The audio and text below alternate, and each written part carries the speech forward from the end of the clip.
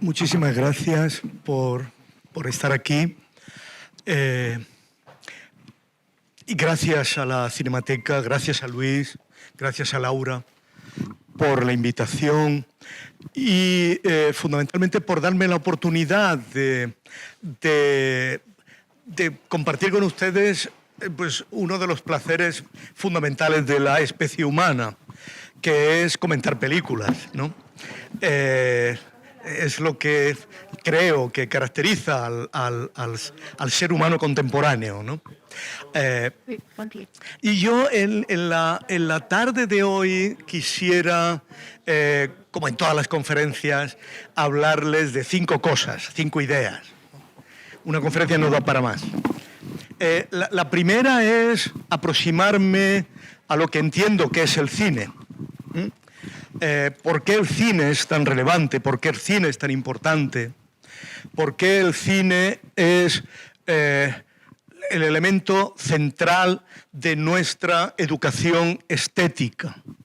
Con todo lo que esto tiene de trasfondo, que es mucho. Luego hablaré de por qué he elegido estas cuatro películas, ¿no? ¿Qué tienen en común estas 4 películas? Que son Solaris, como sabéis, de Tarkovsky, el gran director ruso, Centauros del Desierto, que es la que vamos a ver hoy, Cuentos de Tokio, de Yoshimuro Ozu, que es la gran película del cine japonés, y El Festín de Babel, que es una película, como sabéis, de Axel, de cine nórdico, danés, que es tan relevante en el mundo contemporáneo. ¿Qué tienen de común estas 4 películas, ¿no? Aparentemente tan extrañas, una americana, una danesa, una japonesa y una rusa, ¿no? Y del momento de la Rusia soviética. Bien. Luego veremos en qué sentido. El tercer punto es qué tienen de diferentes estas películas, ¿no? ¿Por qué esa diferencia es relevante una vez que hemos establecido que tienen muchas cosas en común, ¿no? Lo que decían los aristotélicos, ¿cuál es la diferencia específica de cada una, ¿no? Suponiendo que todas ellas organicen una comunidad, ¿no?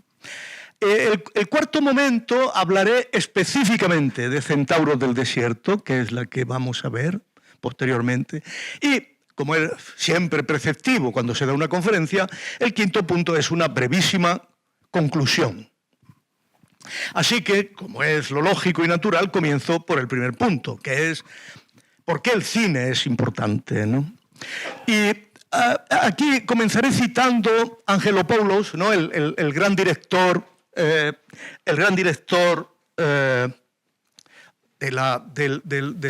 la vieja Yugoslavia, Montenegro, griego, obviamente, que dice, hace decir a Herbie Keitel en uno de esos personajes, en uno de sus filmes, el viaje de Ulises, le hace decir, Dios hizo el viaje para regresar, ¿no?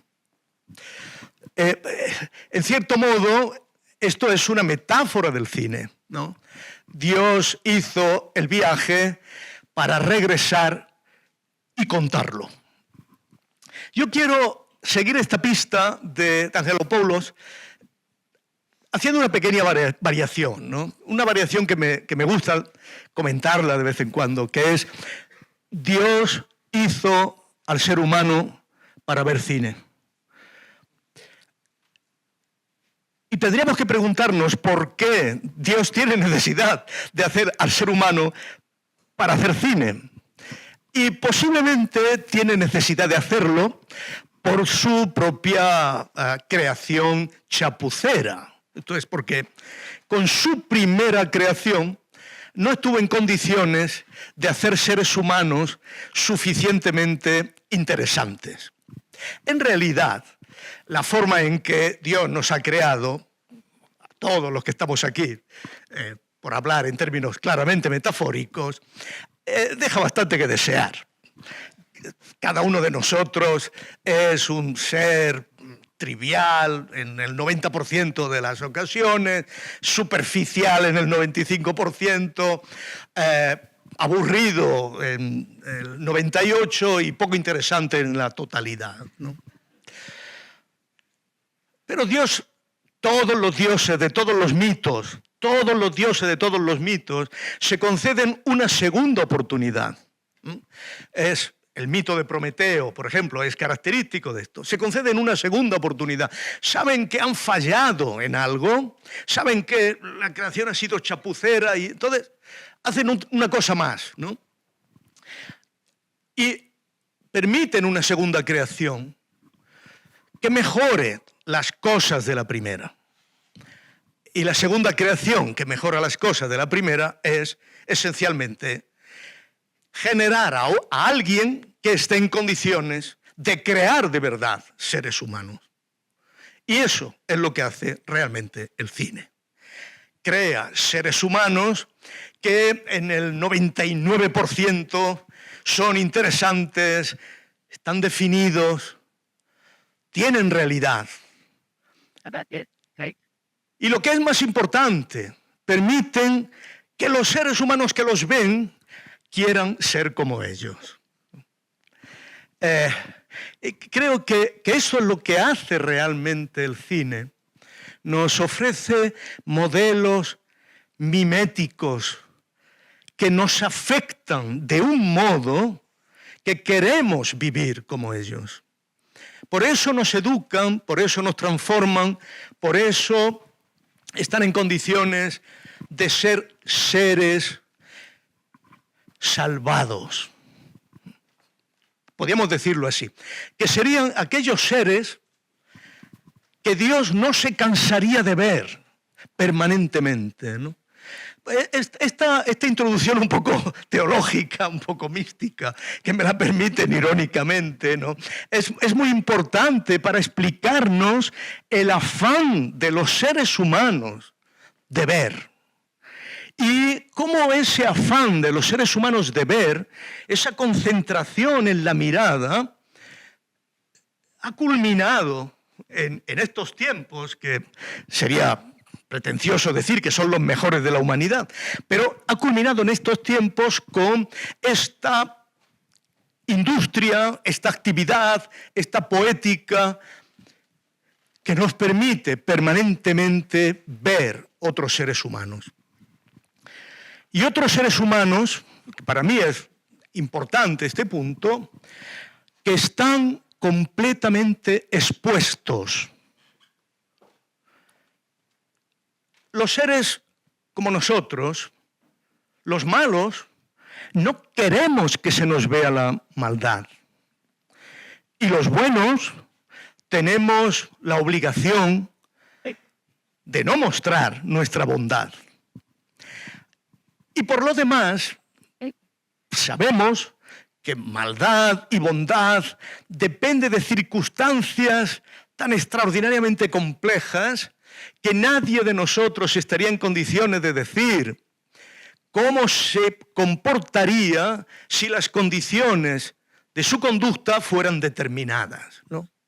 Esta capacidad de condenar moralmente a los seres humanos solo funciona en la abstracción, porque nadie sabe de qué es capaz si se viera en determinadas circunstancias. Por lo tanto, la moralidad nuestra es extraordinariamente ambigua, extraordinariamente matizada, oculta, ambivalente. Como he dicho, la maldad se avergüenza de sí misma, la bondad se avergüenza de sí misma, pero sobre todo las circunstancias no dependen nunca de los propios actores. En el cine, que es una creación mucho más perfecta que la creación, la maldad se enorgullece de sí misma. Y la bondad, aunque tenga el deber de no mostrarse, acaba mostrándose. Pero sobre todo, el creador de una película es un creador mucho más meticuloso que cualquier otro creador, incluido la divinidad, porque determina las circunstancias, y no solo las circunstancias, sino que determina cada uno de los elementos fundamentales, significativos. El cine es infinito, porque el cuidado del realizador respecto del detalle es potencialmente infinito. Y por eso es una de las actividades esenciales del ser humano moderno. Porque el ser humano moderno se ha constituido encontrando objetos infinitos. Desde el primer momento, el primer objeto infinito, obviamente, es la Biblia. El segundo objeto infinito es el libro de la naturaleza. El tercer objeto infinito podría ser, por supuesto, la matemática, la justicia, la revolución. Todos esos son objetos infinitos. El cine es el objeto infinito, infinitamente significativo. Porque la intención, la voluntad del creador es compacta, porque no hay ni una sola de las cosas que vemos en el cine que no tenga su razón de ser y su razón de ser suficiente. Esto hace de la creación cinematográfica algo infinitamente más perfecto que cualquier otro tipo de creación, porque cualquier otro tipo de creación siempre se basa en el principio de razón insuficiente, mientras que el cine, hasta la mota de polvo del sombrero, tiene siempre una decisión y por lo tanto una razón suficiente. Estas 4 películas, mi segundo punto, estas 4 películas son relevantes por muchos motivos. No voy yo a decir por qué es relevante Solari o por qué es relevante el Centauro del Desierto, ¿no? Pero son fundamentalmente relevantes porque, por decirlo breve, son tratados profundísimos de libertad. Esto es en los tiempos que corren, donde cualquiera habla de libertad y cualquiera dice cualquier cosa de libertad y reduce la libertad a cualquier cosa, los tiempos que corren es importante. Porque en estas películas, las 4, lo que vemos es que la estructura de la libertad es compleja. No hay ninguna posibilidad de vivir la libertad sin una especial dialéctica, extraña dialéctica, que es la que es capaz de conjuntar libertad de con libertad para. Si no nos liberamos de algo, no podemos estar en condiciones de ser libres para algo. Podemos decir que esto es el enunciado fundamental de la libertad del ser humano, que es una libertad finita. Si no nos liberamos de algo, si no soltamos lastre de algo, no concentramos energías suficientes para ser libres para algo. Y estas películas nos hablan de este proceso, que es un proceso especial, que por supuesto es un proceso de autodescubrimiento. Es un proceso por el cual el ser humano se autodescubre en la medida en que sabe, decide, aprende a saber de qué tiene que liberarse para estar en condiciones de disponer de toda su energía para descubrir lo que en términos freudianos podemos llamar la cosa. La cosa, en términos kantianos, la cosa en sí. aquello sobre lo que nuestra energía psíquica se concentra de un modo tal que permite darle sustantividad a la vida. Esto podemos llamarlo de mil maneras. Podemos llamarlo de mil maneras. Yo prefiero llamarlo pasión. En términos más técnicos le llamo sublime psíquico, pero da igual. Es aquello que permite concentración de energía psíquica que te hace ser libre para algo. No ser libre en el sentido de ser libre vacío, sino ser libre en la medida en que tu propia libertad tenga una orientación real a una realización. Esto hace que el cine tenga una relación completamente interna con la filosofía. Porque una cosa y la otra tienen una divisa, obedecen a un patrón, a nuestro patrón, al patrón de los filósofos, a Sócrates, que tiene como divisa: conócete a ti mismo. Y conocerse uno a sí mismo es saber de qué tiene que liberarse para encontrar la libertad para. Por eso, si veis Solaris, cuando veáis Solaris, veréis que ese lugar que llaman biblioteca, allí en Solaris, está caracterizado por muchos motivos religiosos, obviamente. Muchos motivos culturales, obviamente. Hay iconos sagrados para los ortodoxos orientales. Pero para nosotros, a pesar de el cuadro sobre el pueblo que sirve de motivo a toda la película, hay dos motivos fundamentales muy interesantes. Uno es un busto de Sócrates, un busto de marfil, de mármol blanco, que está allí construyendo el escenario de la biblioteca. El segundo es muy importante, y muy importante para nosotros, obviamente, puesto que el segundo símbolo específicamente cultural es Don Quijote.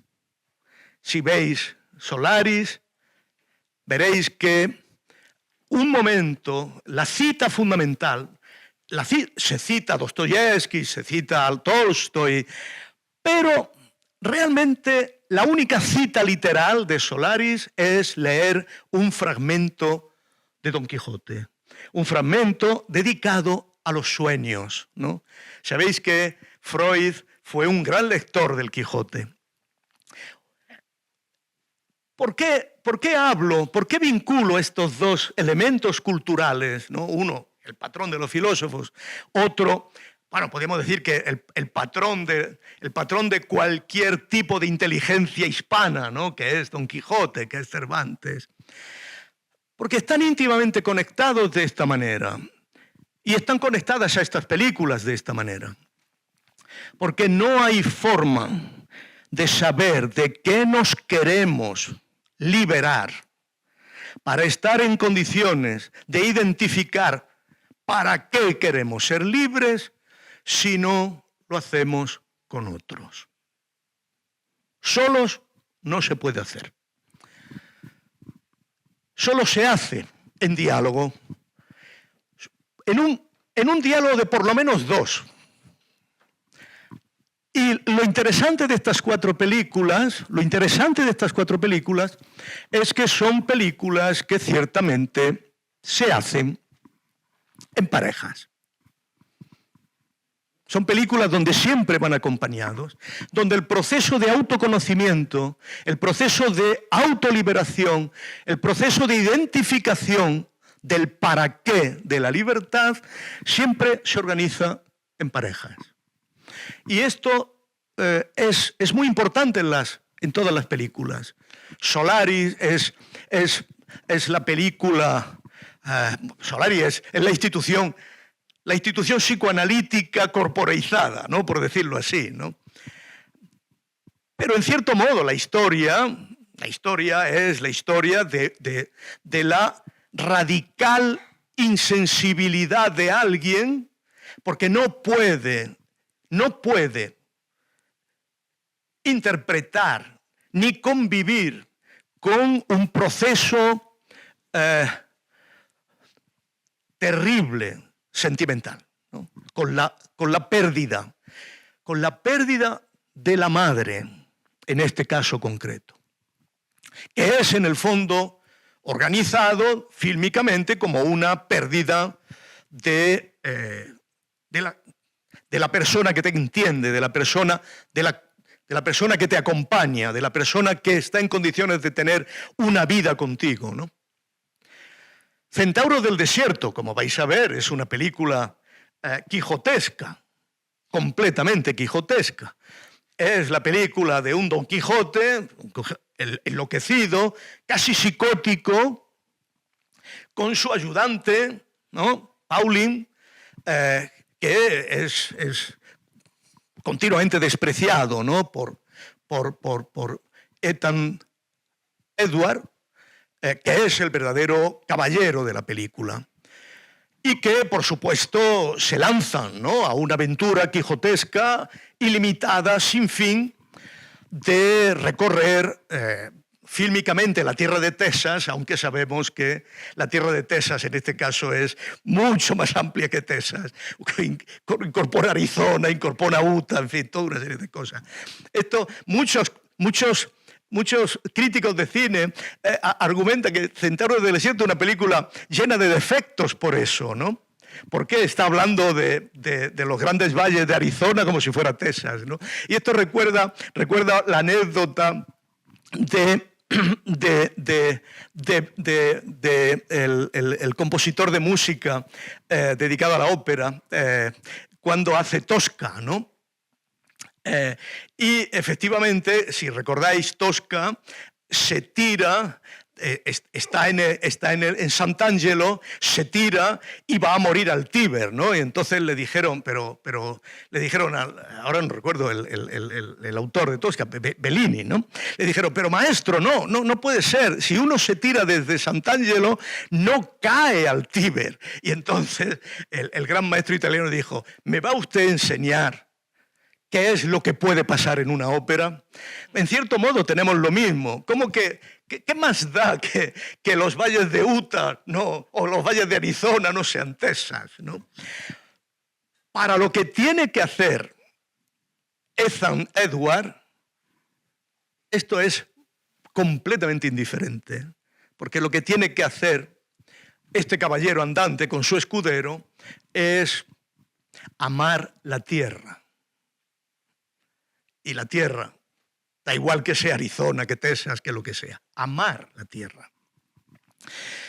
Son películas, como digo, que se hacen en compañía. Son aventuras del autoconocimiento que no se pueden realizar en soledad.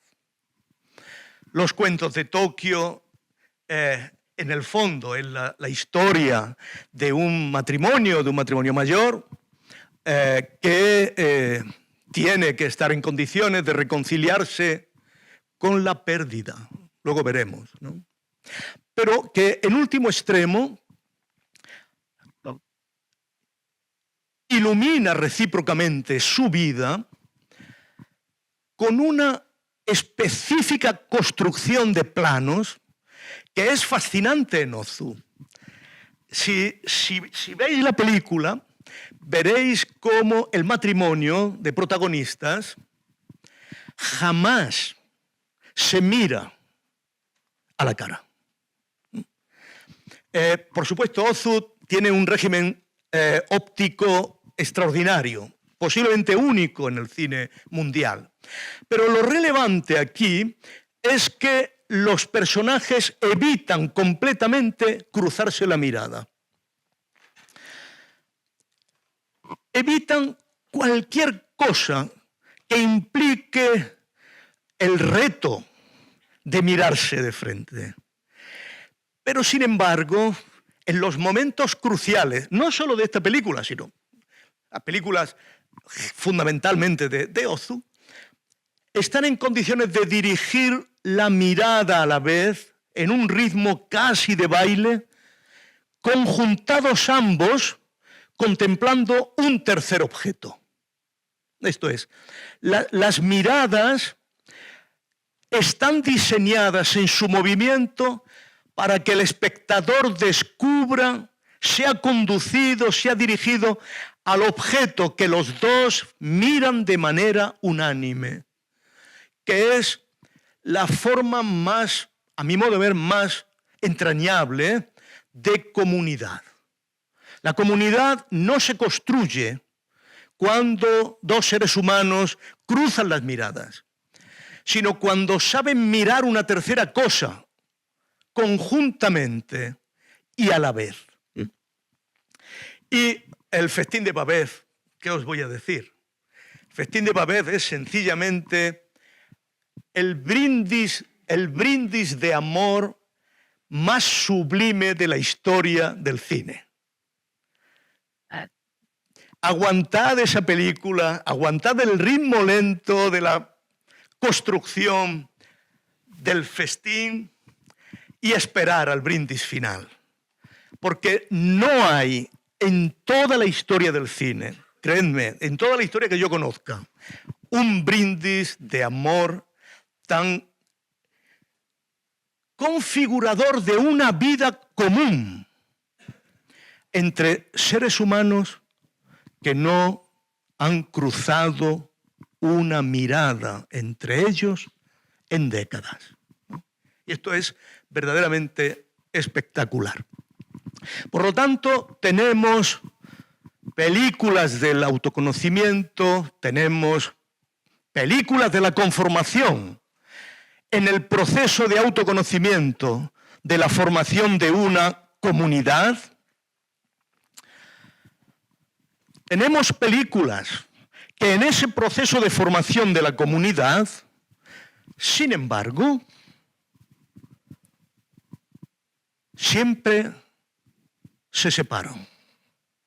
Esto es, que le piden a la comunidad, a la formación de una comunidad, le piden de manera intensa la fuerza para vivir en la soledad.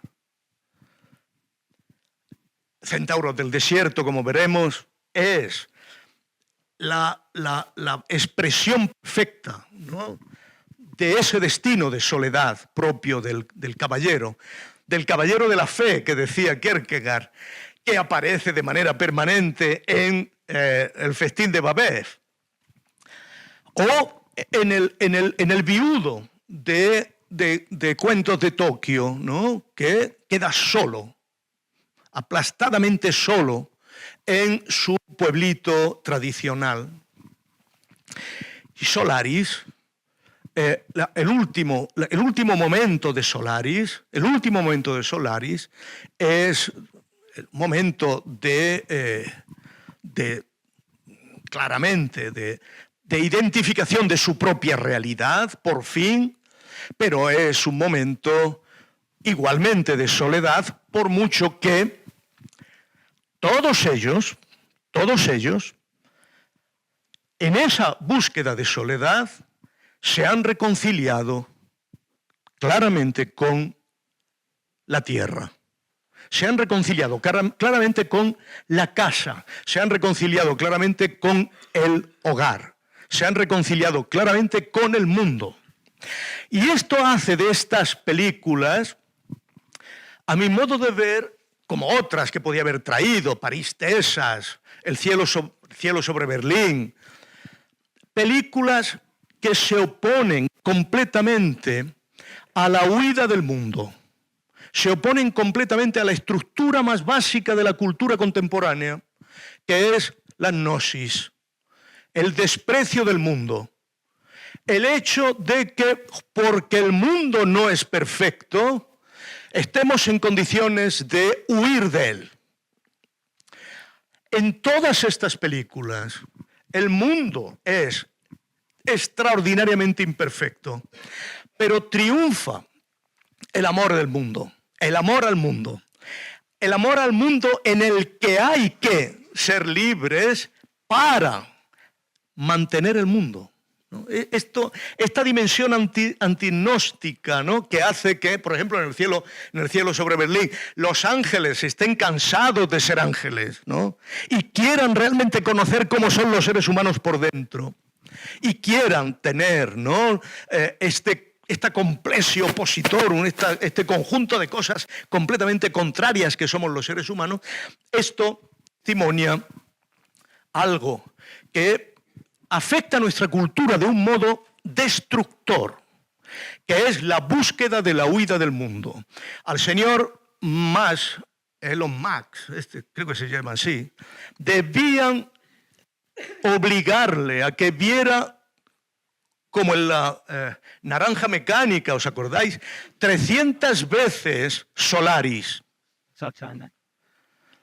Porque en Solaris está claramente identificado cómo en nuestra situación, dice uno de los personajes, por fin ha llegado el momento de que aprendamos a amar la tierra. Porque Solaris, en cierto modo, nos muestra que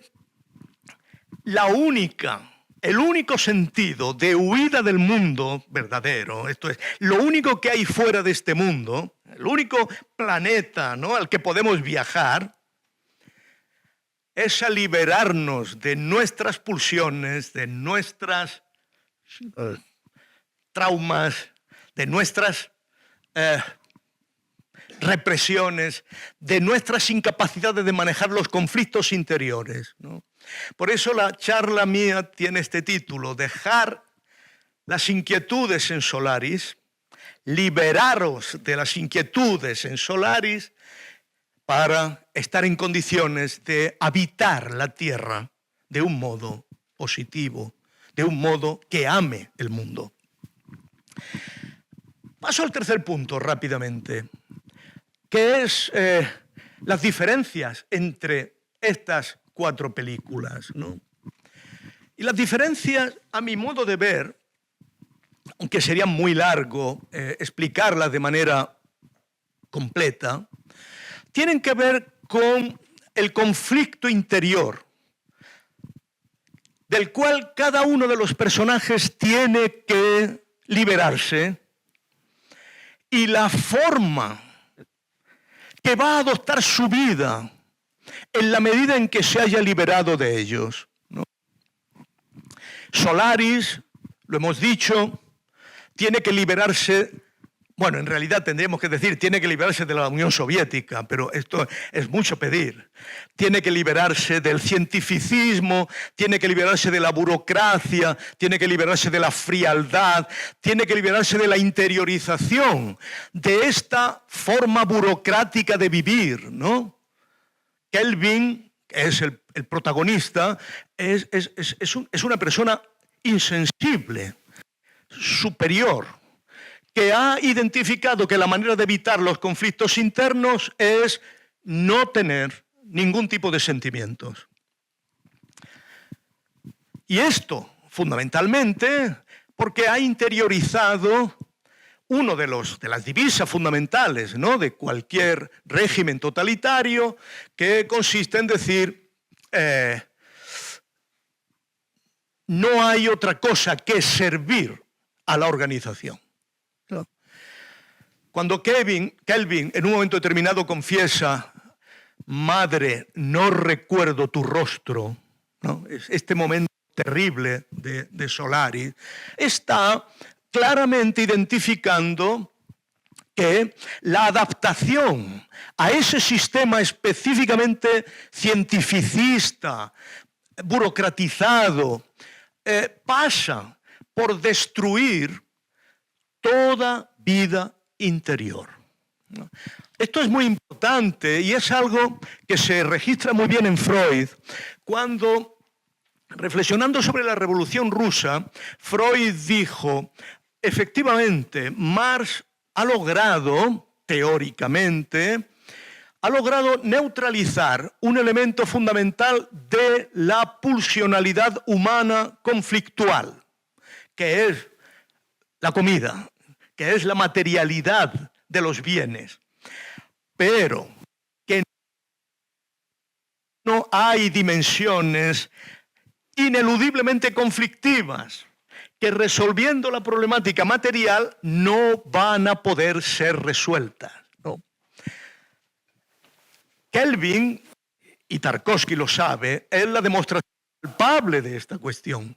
Suponiendo que el socialismo haya resuelto la problemática de la vida material, todavía hay en el seno del ser humano dimensiones problemáticas que no pueden ser negadas bajo la pretensión de que ya vivimos la época utópica donde todo está bien. Este es Kelvin, que con esa frialdad ha generado una terrible tragedia a su alrededor. Solaris es un campo magnético que permite las materializaciones de nuestras posesiones. Esto es, que permite la revelación material, física, de nuestro inconsciente. Permite que aquello que en nuestro inconsciente anida y nos atormenta se materialice en figura humana y aparezca realmente de un modo capaz de mantener el diálogo con nosotros. Por eso he dicho antes que es la construcción perfecta material del psicoanálisis. La manera en que este individuo, Kelvin, eleva este proceso de autoconocimiento es Tarkovsky, ya lo conocéis, profundamente religioso. Hay un momento religioso en la película esencial, ¿no? Que es el momento en que anuncian los 30 segundos donde no existe campo gravitacional. No sé si os recordáis, ¿no? No, tiene que dar un giro la estación espacial y estaremos durante 30 segundos sin campo gravitacional, ¿no? Y entonces los objetos se elevan y un candelabro con las luces, el candelabro de los que se usan en las iglesias ortodoxas, se eleva y se queda flotando en el vacío.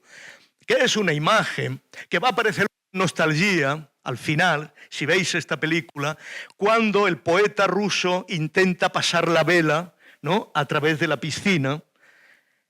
Durante varias veces la vela se le apaga, se le moja, y al final logra que la vela, ¿no?, pueda pasar al otro lado. Bueno,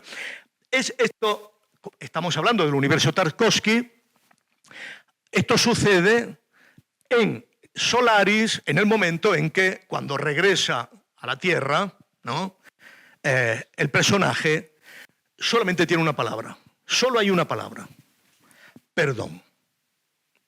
El proceso de autoconocimiento se revela en él mediante esta liberación de todo su pasado, realmente, pero que solo se culmina cuando el padre está en condiciones de aceptar, ¿no?, la solicitud de perdón de Kelvin. La historia de los cuentos de Tokio es completamente diversa. Pero estamos igual, ¿no? Toda la cultura japonesa está incorporada. Podríamos decir que Cuentos de Tokio es la celebración de la vida que se proyecta como si se generalizara la fiesta del cerezo, ¿no? Sabéis que los japoneses tienen esta fiesta, ¿no?, en la que cantan la belleza de la vida al mismo tiempo que su fragilidad y al mismo tiempo que su temporalidad, ¿no? Bueno, imaginaos que los seres humanos estuviéramos en condiciones, ¿no?, de tener como aspiración ser flores de... Vive el cerezo, ¿no?, en el que no hay ninguna de tus expresiones que no pueda ser contemplada por otro como bella, ¿no? Esta es la aspiración de la cultura tradicional japonesa. Un filósofo franco-ruso muy relevante, Kojev, ¿no?, que es un tipo especial, decía que el más refinado de los lores británicos era un borracho de pub comparado con un hombre tradicional japonés. O sea, a lo que a nosotros nos parece el hombre más refinado, el gentleman, ¿no?, la persona que ha estilizado más la manera, acordado, tanto Navi, ¿no?, comparado con un japonés, es un vulgar borracho de pub, ¿no? Esta mentalidad, ¿no?, que hace que la vida humana, de tal modo que acepte su fragilidad, su temporalidad, sin perder la compostura, ¿no?, de la autoestilización bella, es, en cierto modo, lo natural en este matrimonio, ¿no? Por eso muchos ven la película de Ozu y dicen, pero es trivial, no sucede, no hay ningún diálogo interesante, no es Solaris, no se cita al Quijote, ¿no? ¿Por qué es grande esta película? Es grande esta película justamente por este absoluto autocontrol de los personajes en la medida en que han interiorizado una forma de vivir que no se permite la más mínima expresión de violencia. Y esto en un Japón que acaba 8 años, la película te lo cuenta muy claramente, 8 años de la bomba de Hiroshima y Nagasaki. De haber perdido a hijos en esta explosión, de haber conocido el final del mundo tradicional japonés, de haber conocido Tokio, de haber conocido el ruido de Tokio y que, sin embargo, no están en condiciones de interiorizar la pérdida hasta el punto de perder la capacidad de expresión propia de quien celebra la existencia en cada minuto. Ellos han perdido a hijos, a yernos, han perdido a los hijos porque han emigrado y, sin embargo, están en condiciones de celebrar, ¿no?, de celebrar todavía la vida como si fuera el último instante antes de que la flor del cerezo se hunda. Y por supuesto, en el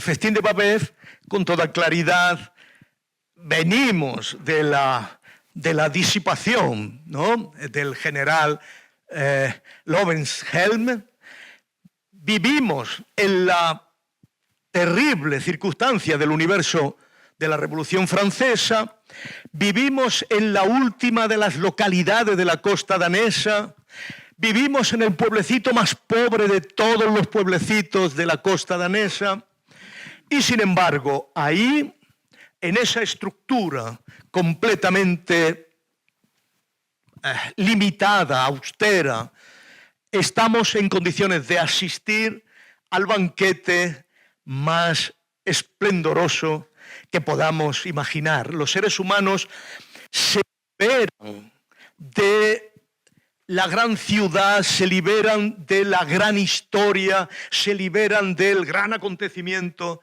para estar en condiciones de producir allí esta historia de amor específicamente sublime.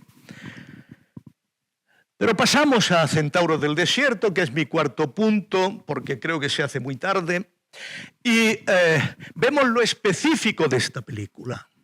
Porque aquí no estamos en la pérdida de Ozu, en el abandono de un mundo tradicional de Ozu, No estamos en la pérdida de París, del rutilante París, por un pueblecito de pescadores miserable de la costa danesa. No estamos en la frialdad gélida del sistema burocratizado, ¿no?, con independencia de donde se dé, sino que estamos ciertamente en una situación que solo se puede definir, de ahí la radicalidad de esta película, solo se puede definir por el odio. Lo que encarna John Wayne en esta película es el odio mutatis mutandis de un supremacista blanco actual. Es el odio y el desprecio intensificado por el resentimiento del perdedor de todas las causas, que solo vive para sentir el odio. Es lo único que claramente mantiene su vida, ¿no? Por eso la dimensión estrictamente moral de esta película es muy poderosa y muy actual. Estamos hablando de alguien que ha perdido a su amor. Esto no se ve en la película, pero se siente en la película. Ha perdido a su amor, ¿eh? Ha visto cómo su amor se casa con su hermano. Se ha marchado de casa, ¿no?, dispuesto a morir, defendiendo la Confederación, no es un azar, defendiendo la Confederación. Texas se une a la Confederación, la estrella solitaria de Texas se une a la Confederación, pierde la guerra, pierde a la familia, lo pierde todo. Y solo le queda, este punto, solo le queda a su Sancho Panza particular. Porque hay también mucho de racismo en la estructura étnica de Don Quijote y Sancho Panza. Solo le queda a su Sancho Panza particular, que es un mestizo. Es un tipo mestizo que procede de una familia india, ¿no?, y que pretende ser familia de John Wayne, ¿no? John Wayne lo patea de mil maneras, lo vais a ver, lo patea de mil maneras, para decirle que que forma parte de la constelación de las cosas y seres humanos que odian. Y que odia tanto como a los indios, que va a perseguir durante 7 años continuos. Es muy bonita la película, es un elemento muy importante de la película cuando descubrimos que Ethan Edward va ciego. Esto es algo muy importante de los personajes trágicos. Va ciego. Sabe que va buscando, como vamos a ver, a su sobrina, pero no la ve, no puede verla. En realidad no la descubre, no sabe dónde está. Quien tiene que descubrir a la sobrina es Moss, que es un personaje que refleja especularmente al propio Ethan Edward, ¿no?, en la medida que es un loco grotesco, que muestra con toda claridad lo locamente grotesco que está Ethan Edward, ¿no? Pero es el loco el que ve, él no ve.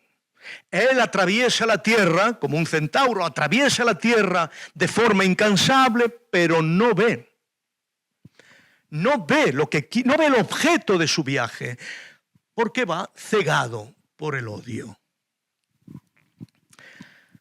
Y sin embargo, en ese camino de odio al indio, porque es todo lo que podemos decir que anima su vida, de odio al indio, se transforma. Y se transforma sin él saberlo. Creo que aquí es uno de los elementos fundamentales de la película. Algo lo va transformando, pero él no lo sabe. Solo lo va a saber en el último minuto. Y por eso esta película es grande. Por el último minuto. No es grande por los horas 58 minutos que dura. Es grande por el penúltimo minuto.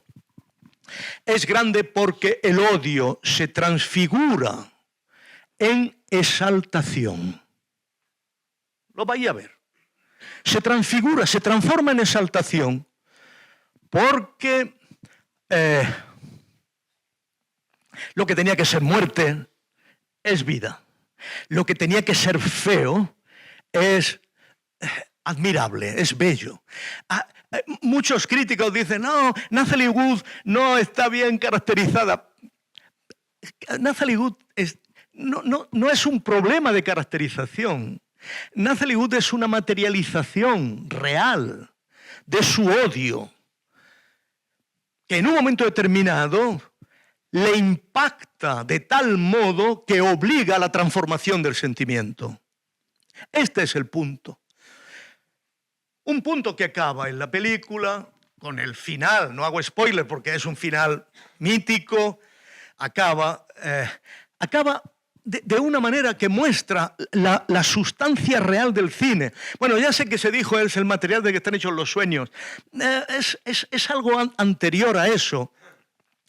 Muestra la capacidad de proyectar la estructura específica protomítica del ser humano.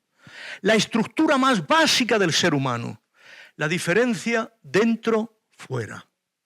La diferencia dentro, que nos constituye, ¿no?, la caverna originaria, ¿no?, y fuera, el escenario. Pero es muy importante que en esta diferencia dentro-fuera, que es decisiva, porque el camino de Ethan ha generado casa, es visto desde el interior. No, hemos visto durante todo el tiempo la casa de los Edward, la casa de los Jorgensen, los hemos visto desde fuera. Hemos visto las diferencias de casa, ¿no?, que es muy notable.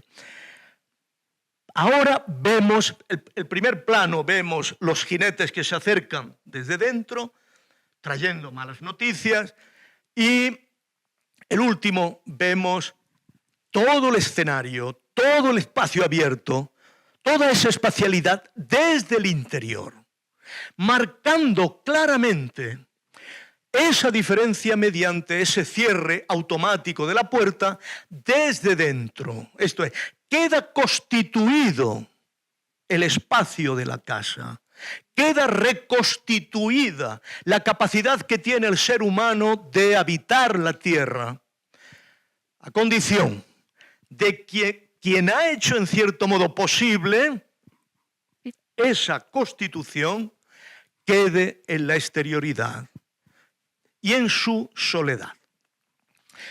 Y tenga como único consuelo, y yo creo que este momento de John Wayne es espectacular, tenga como último consuelo ser mirado. Si vemos a John Wayne salir de esa escena, nos damos cuenta que le pesa la mirada de los que quedan dentro. Y en esa mirada de los que quedan dentro queda efectivamente acogiéndose a sí mismo, ¿no?, cogiendo su propio brazo, sintiendo de algún modo el reconocimiento de quienes por fin están en condiciones de seguir habitando la tierra. Él volverá naturalmente al nomadismo, pero ya es un nomadismo que se contrapone a la estabilidad. Antes, en la película, no tenemos esa estructura dual que constituye la base misma de nuestra civilización. Concluyo. El cine, al mostrarnos todos estos elementos, nos ofrece ciertamente procesos de autoconocimiento concretos. No nos propone tratados de la moralidad. Hay una película que me interesa mucho, que es Las buenas intenciones. Las hizo sobre el libro de Bergman, pero no lo hace Bergman, ahora no recuerdo, Julius, algo así. August. Donde Bergman joven, porque Bergman joven va a ver a su profesor de filosofía, que es Eckerblom, un kantiano, dice, no, un kantiano, ¿no? Y el kantiano le da una única lección: sé concreto. Esto es lo que hace el cine. No hace tratados de autoconocimiento, no hace tratados de filosofía, hace tratados de autoconocimiento concreto. De tal modo que justo por eso es persuasivo. Nosotros nos hemos acostumbrado, hay muchos colegas míos que se dedican a la filosofía moral y que no acaban de variar sobre el género de la prédica o de la exhortación. La moral no tiene nada que ver con eso. La moral no es un lenguaje directo. La moral es un lenguaje indirecto. Es el lenguaje de la propuesta de situaciones concretas, de personajes concretos, de circunstancias concretas que se resuelven en decisiones concretas y que por eso son imitables por parte de los seres humanos. Y por eso el cine permanentemente nos ofrece modelos de forma de vida que llevan en su interior la capacidad afectiva de vincularnos a ellos. Y por eso es la más refinada educación sentimental que haya descubierto la humanidad. Muchas gracias. Ha sido increíble. Nos hemos comido un poco el tiempo de preguntas. Si alguien quiere ser concreto y hacer una pregunta. Si no, simplemente agradecerle a José Luis. No, yo creo que muchos de nosotros queríamos dedicarnos toda la vida a ver películas. Yo ahora prefiero dedicarme a escucharte hablar a ti de películas, sobre películas. Así que muchas gracias. Tenemos una pregunta al... ¿No? No, está diciendo... Le está saludando a un amigo. Eso también es ser concreto. Muchísimas gracias, José Luis. ¿Tú? ¿Qué relación tiene el teatro con el cine como antecedente o qué no tiene ninguna? Sí que la tiene. Mira, no... La palabra de Dreyer no se podría haber hecho si antes no hubiera sido un éxito de teatro en Dinamarca, ¿no? El teatro, desde el teatro moderno, al menos desde el siglo de Schiller, que es para mí el que inaugura el teatro moderno, es justamente en ese momento la base de la educación moral de la época burguesa. La Bildung alemana se basa fundamentalmente en el teatro. Schiller es grande por eso. Nosotros lo sabemos, porque antes de que entrara en tela de juicio determinados autores españoles, él ya había escrito había escrito la obra Don Carlos, Príncipe de España. Pero el cine es el teatro de la época democrática. Y es otra cosa. Es la educación sentimental que realiza el programa universal, verdadero de la Ilustración. No para una capa burguesa, sino para la universalidad del género humano. Pues muchísimas gracias, José Luis.